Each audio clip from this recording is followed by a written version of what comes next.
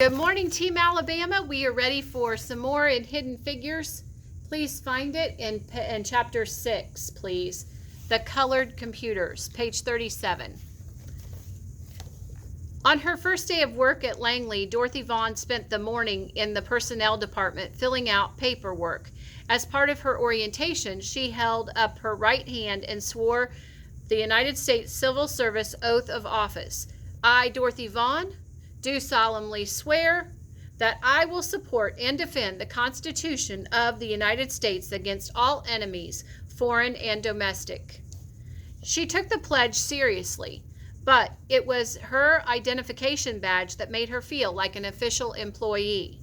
The badge, a blue metal circle featuring an image of her face with a winged NACA logo on either side, granted her access to the various facilities at the Langley Laboratory. Since its establishment in 1917, the Langley Memorial Aeronautical Laboratory's operations had been concentrated on the campus of Langley Field, an Army Air Corps base located on the eastern bank of Hampton's Back River.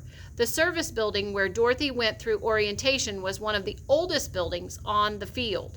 Year after year, the number of buildings had grown until the laboratory decided to expand to the area on the western side of the river.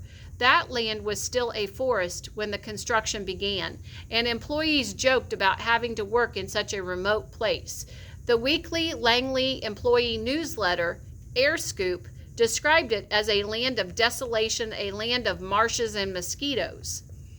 Okay, so the Langley Newsletter is called Air Scoop, and that would be a great fact to add. And here's a picture on the bottom of page 38 that says it is the west side of the Langley campus in 1941 with the east side in the background, and at the left is a 16-foot high-speed tunnel, and this is before they camouflaged the buildings. So why might they have camouflaged those buildings? What was going on at that time? Okay, so it's World War II, and they feel like maybe they might come under attack if they didn't. So it might be smart to camouflage them. Page 39 at the top. After Dorothy finished this morning's paperwork, she boarded a campus shuttle bus that drove her to the end of the forested back road connecting the east side of Langley campus with the west side. She looked around at the strange landscape of the two-story brick offices and construction sites with half-finished buildings.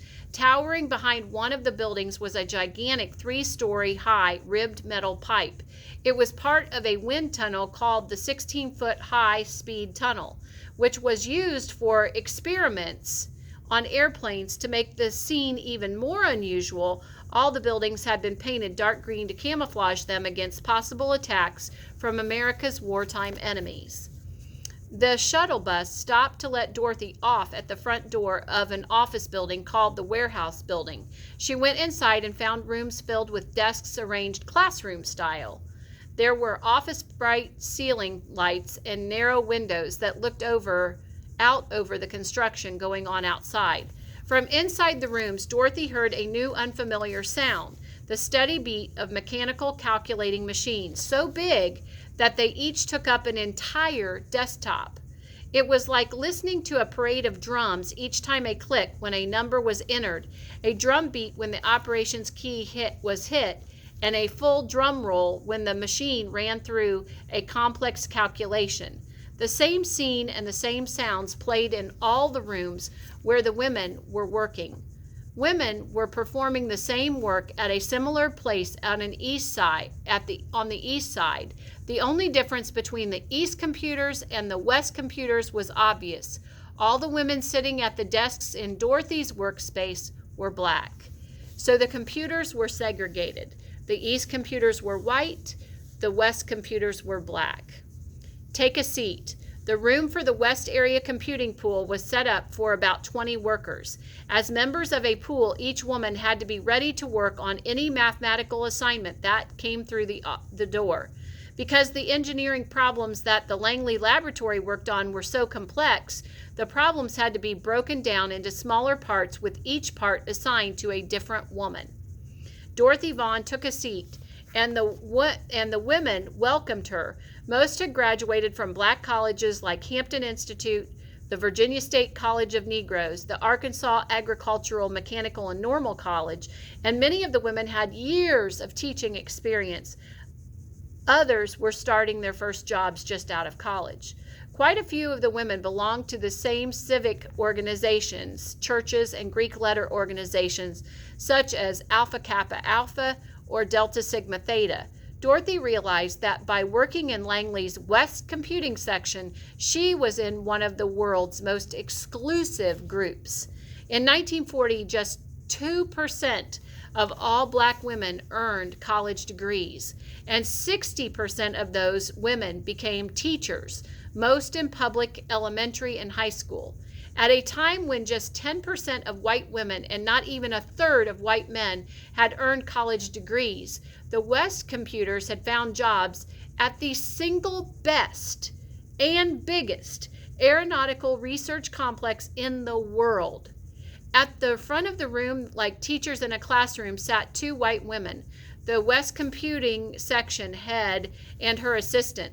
The work that came to a particular section usually flowed from the top of the pyramid down, and engineers came to the head of the entire computing operation, who handed down tasks to each section head, who then divided up the work among the women in her section. Over time, some of the engineers developed favorites and brought assignments directly to the section head or even to a particular human computer.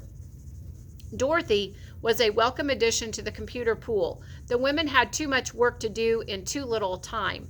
The National Advisory Committee for Aeronautics planned to double the size of the Langley's West area in the next 3 years. When Dorothy arrived, the agency was scrambling to keep up with the American aircraft industry, which had gone from the country's 43rd largest industry in 1938 to the world's number 1 in 1943. So from 38 to 43, it grew from the 43rd biggest industry to the number 1. Okay, we're going to stop there for today. Have a great rest of your day, Team Alabama. Please add a few more facts.